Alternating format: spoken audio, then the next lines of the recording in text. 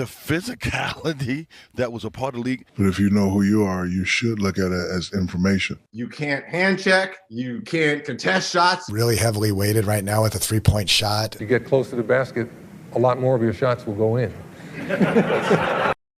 So not too long ago, Anthony Edwards was interviewed and basically said that older generations didn't have any skills, and Michael Jordan was the only one in his era who had skills. This comment aggravated many NBA players who played in that era, that once Magic Johnson heard about it, he was quick to clap back by saying, "I never respond to a guy who never won a championship." And he has every right to say that, because Magic Johnson is one of the most accomplished players in NBA history, with 5 championships and 3 MVPs, just to keep it short. So for Anthony Edwards to say that wild comment and disrespect every single NBA legend in that era is unbelievable. These NBA legends transformed how basketball was played, combining finesse with toughness and skill with high basketball IQ. Edwards is one of the most promising players in the league today, and he hasn't yet achieved what those legends accomplished. I never thought he would make a statement like that, because today's NBA wouldn't exist without the groundwork those legends put in. So Edwards' comments about past generations got me thinking about some of the concerns NBA legends have with today's game, and how their views highlight the changes and challenges in modern basketball. So I found clips of 15 NBA legends who share their problems with today's NBA. And after this video, I want you to comment if you agree with any of these legends' takes. So enjoy the video, man. If I'm being honest, bro, I don't think anybody in this generation could have played like 20 years ago. If I'm being 100, and this is to everybody in our league, Tatum, all y'all. Let me tell y'all something, bro. 20 years ago, bro, you couldn't get to a triple step back. Nah. You hear what I'm saying to you? You couldn't get to a triple step back, and then if you shot that shit, it had to go in. You know why? Because we had efficiency back in the day, my dude, and it was so fucking hard. It was too physical. And guess what? The league had to come off of it for the flow of movement to be able to have scoring go up, which is why we like to sit here and watch kind of the rat race of the high-paced game, right? But bro, let's not talk about the gamemanship, and let's not talk about the physicality of the game back then. Real shit, because I only think half these kids in the league could have been on an NBA team 20 years ago. Straight up. The locker room was too grown. And you had to have that work, and you had to really work on your shit. And it wasn't no, you was out 2-3 games, man. Your teammates, hey bro, what you doing tonight? You going? Nah, I can't go, man. My toenail off, man. I can't. Nah, bro, you can't even come in here and lead no niggas like that. You hear me? Real shit. You had, man, it was men leading men. Nobody in this era has a mid-range. Bro, you couldn't get, nobody. Nobody in this era has a post game. And the ones that do look amazing. Look at Shea. Shea got a mid-range. Yeah. You know what I'm saying? Like, it's only like a few of them got. That's what I'm saying, bro. 2 dribble pull up. Yeah, they don't try to do it. Okay, young fella, if you hear me. And then y'all exhaust the ball. Y'all are dribbling the air out of the ball. Right. Y'all dribble the ball 100 times more than another nigga. I actually said this a couple of days ago on my Instagram feed, is that the mid-range game is being lost. Nowadays, what you're seeing, guys pump faking step sideways, you know, on the three-point line, and you're making it a tougher shot than necessarily getting into the paint and getting something mid-range. So I believe it's bad for our young kids that watch, because what I tell my boys, and you know, I'm coaching the AAU team currently, and I tell them, I want you guys to pay attention to what goes on in college. Play hard, learn from the NBA, the do's and the don'ts, but don't settle for threes. Like, I hated shooting threes to start a game, because you want to kind of build your rhythm into it. Get to the free throw line, make some easy layups, and then the best time to shoot a three-pointer is off of offensive rebound.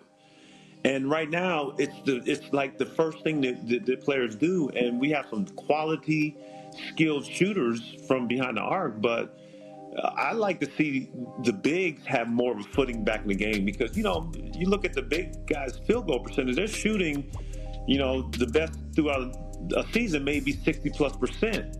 And that's where a lot of times your bread's buttered, and I think we've gone away from that, and I'd like to see us get back to that. Rule changes how they are now, or do you think there should be a little bit more balance to your era?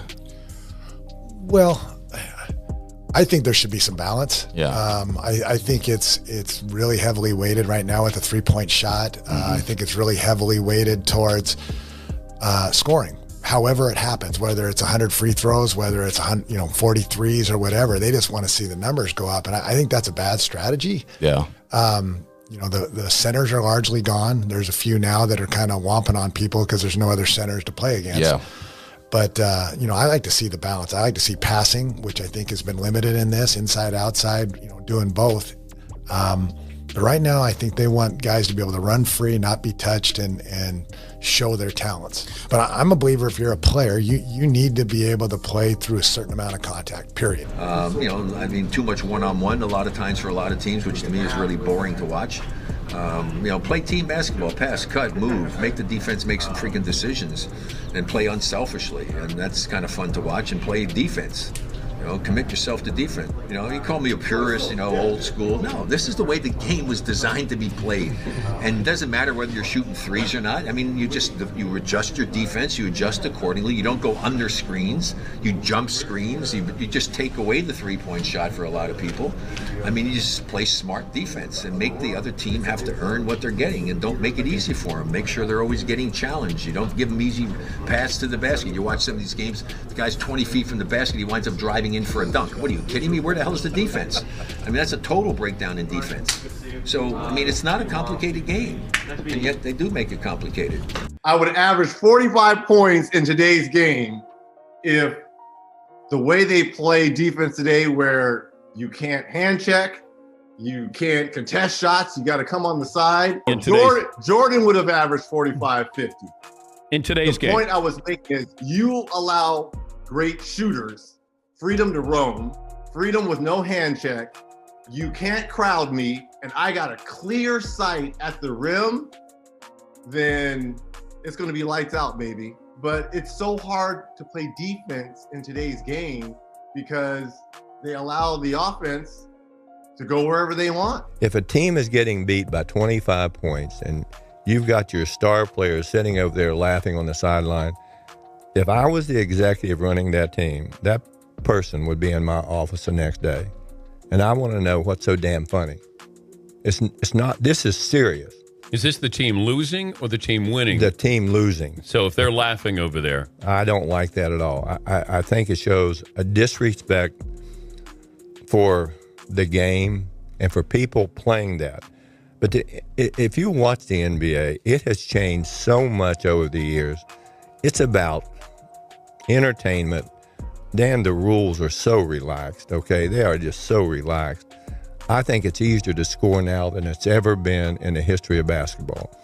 And that's why we see the game changing a little bit, the three-point line changing. If I averaged 30, I lost the scoring title to Kobe the year he averaged 35. I averaged 33. And I'm just thinking, like, if I was to play in this era where it's wide open, if I can average 33 in a season, I'm going to just take it up to 43. I know 10 points more. I agree with that. Gotta be. And then what's he doing in this era? God damn.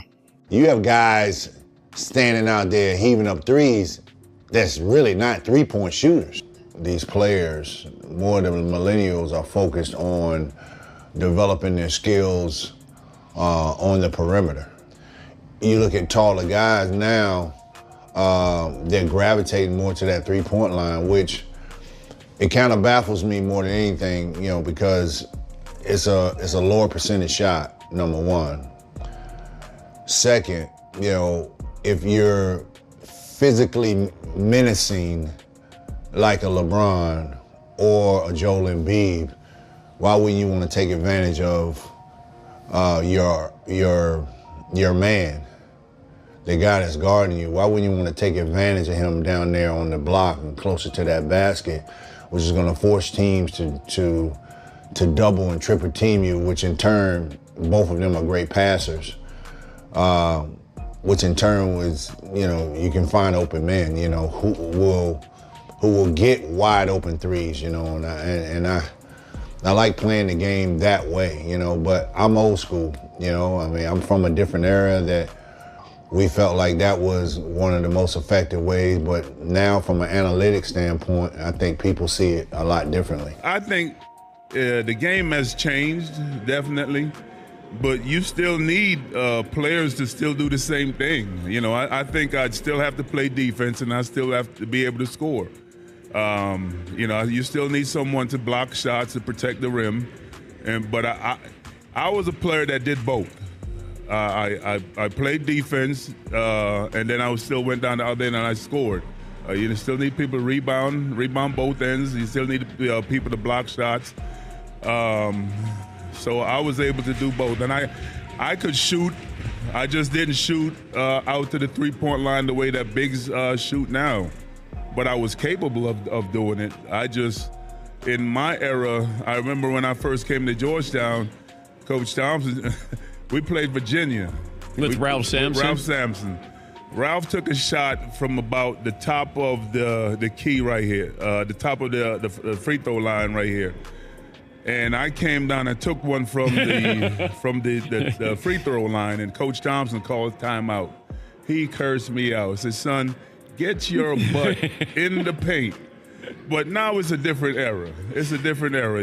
Bigs now, they want to shoot threes. And it's that's the way the game has progressed. And people, when I was in the NBA, people are always asking me, where are the centers? And now the centers are the ones out there shooting threes, and the guards are the ones that are posting up. Off the ball in a playoff game. Oh, he's great. Getting grabbed and held by Marcus Smart. They're attached to him at all times. Right. Then when I watch Larry Bird come off a pin down and no one's within 5 feet of him and they're shooting the gap. You're telling me one is more physical than the other? You're telling me that's more physical than Steph Curry being grabbed and held for 48 minutes? First of all, Redick don't know what the hell he's talking about. I'm going to concur. say it, right? I agree. He don't know what the hell he's talking about. I'm like, what basketball was you watching? The physicality that was a part of the league. Hey, look, when you can put your hand on a guy's hip and make him go a certain way, if you can put that elbow in his chest to slow him up, which we call slowing a guy up when you coming down the lane, so how many guys can deal with that type of pressure? And for J.J. Redick, who played this game, I'm very disappointed that he has said something so stupid. This is the thing I'm having a problem with. Bird, who's a big guy, who got bumped all the time, we played around the basket more than guards played around the basket. So I don't understand the logic for him saying that. When clearly those big guys, even to the big guys today, they get touched a little bit more than little guys because they're around the basket. So it just don't make sense when, this is the thing I hate the most. We had our time. It was a great time. It's their time now. Yes. But don't crap on us to prove your point. Yeah. Because it doesn't make sense and it's not valid. Yeah. But the same thing, they look at Sam and myself, the old guys hating. No, hating on what? I don't hate on these guys. You're responding right now. Yeah. You're not. I don't hate on these guys. These guys are great. I just don't like the disrespect. Yeah. And to say that about Larry Bird, it was less physical. Is he stupid? Back MVP. It's just a stupid comment to make. I mean, it ain't got nothing to do with Steph Curry or Larry. Yeah. It's the content. Exactly. We just broke down the end result. It doesn't make sense. And he should know better than that. Yeah. And I don't care what he feel about me, what his response might be. But when I hear that, and I'm like, you really don't know, do you? Young kids today don't learn how to shoot hook shots is because everybody is so enamored with the three-point shot. So the kids, they don't want 2 points. They don't want to work with their back to the basket. That's not cool. They want to go out there in the stratosphere and shoot three-pointers. I didn't think that worked for the longest time. That did not work as solid basketball strategy. But now, when we have a time, when you have people like Stephen Curry, who can shoot the ball, he can. I've never seen anybody shoot like that. I'll give you an explanation. They showed Stephen shooting 100 three-point shots in practice. He made 92 out of 100 from the three-point arc, including 77 in a row. This is just practicing, right? So anybody that can shoot like that is on a different plane from all the guys that I played against and the people that I saw when I first started watching the game in 1960. I never seen anybody shoot the ball like that. And if that is the coming talent level of NBA players, they're going to be forgetting a lot about the guys that played in my era and the earlier eras of the NBA because the talent level of the guys playing now has really risen. But they're not teaching the young kids how to score in the paint with their back to the basket, and therefore they don't. A lot of them don't get to learn the hook shot, and they don't get to realize that if you get close to the basket, a lot more of your shots will go in. Just because Dirk is 7 feet tall and he's a great shooter, just because Kevin Durant is 7 foot and he's a great shooter, that don't mean all you other 7 foot dummies should be out there shooting jump. And I want to make it clear, I'm not the old man get off my lawn. There's a couple reasons why I think it's stupid to play like that. Because number one, you take your size advantage out the game. Why do I want Karl Anthony Towns, Anthony Davis? Why do I want guys who are physically bigger and stronger? Why did I want them out on the perimeter? That helps me as a defender. Instead of trying to stop one of those big guys in the post, they're going to shoot jumpers. And listen, let's be real. How many great big guys, jump shooters there are? Now, you have to, Kevin Durant and Dirk Nowitzki, those guys are an anomaly, but I'm talking about big guys. But I don't understand why you would take your physical advantage away. Because number one, now big guys don't even get in foul trouble because they're out on the perimeter. One of the weaknesses of Joel Embiid's game, he's one of the most talented players we have in the NBA. If I'm guarding Joel Embiid, I'm on cloud 9 that he's shooting threes. I can't stop him in the post. He's gonna draw a double team and get you wide open threes, or he's gonna get you in foul trouble. But when he shoots threes, I guarantee the defender's like, man, that was so easy. And now, 15, 20 years later, you got guys shooting threes. It's cute. It's not something I would do. And somebody asked me the other day, oh, Shaq couldn't play today. But you're not paying attention. I am playing today. My name is Greek Freak. Who was the first big guy to take it coast to coast? Oh, you don't remember? Check this play out. Look at the big guy run the floor. Oh, yes. I play just like Greek Freak. Take it off the glass, high percentage shots. High percentage shots. I shoot a three every now and then, so I would actually love to play in this game. It's less physical. I would bring a little bit more physicality. I would bring my length, I would bring my athleticness, and I'd be Greek Freak. So before you say Shaq can't play in this era today, I'm already playing. My name is Giannis Antetokounmpo, however you pronounce it. A negative person will look at it as critical. But if you know who you are, you should look at it as information. Mm-hmm. And I've said this many times. Like if I look at him and say he shouldn't have took that shot, he's either gonna say, okay, I'm gonna keep taking it and make it this time or shut you up, or he's gonna listen to what I'm saying, like, you know what, maybe I should step in. Mm-hmm. Not making fun, don't need to make fun. When I give you information, I'm giving it to you raw. I'm giving it to you like I would give it to you if we was playing. If I was playing with him and he took a crazy shot while I'm in the post, I would say, Trey, don't take that shot, right? Mm-hmm. But again, as a player, you know who you are. Shaq, shut your ass up, watch this. You hit 5 in a row, I can't say nothing. Right. Or you listen to what the big man is saying, who's won 4 championships, say, you know what, maybe he's right. So a negative person will look at it, oh, he's hating. I can't hate, giving you information. What I've always learned about criticizing, especially from players that's been there and done that, if you've been there and done that, I will listen to you, right? And if you do criticize me, I will listen to that and see if there's some truth into that. Michael, I was just at Michael Jordan's 60th birthday party. He pulled me to the side. And you know, we talked about that for 30 straight minutes. Because back in the day, you guys played every game. No rest. We wanted to play every single game. We couldn't wait to get out there on the court. Mm-hmm. And it's about your ego, your passion, your love for the game. It's about those fans who, like you said, pay their hard-earned money to watch you play this game of basketball. And then we're getting paid to play something that we love. Sure. I mean, you know, so you got to get out there. And last but not least, it's about your team, where you stand. Yeah. You're losing games when you sit out. Yes. And so I dislike it. I hope they get rid of it. And for the fans and for the organization and for the overall health of the game. So guys, I hope you enjoyed the video, and tell me, do you agree with any of these legends' takes on today's NBA? So make sure you like, share, subscribe, and until next time.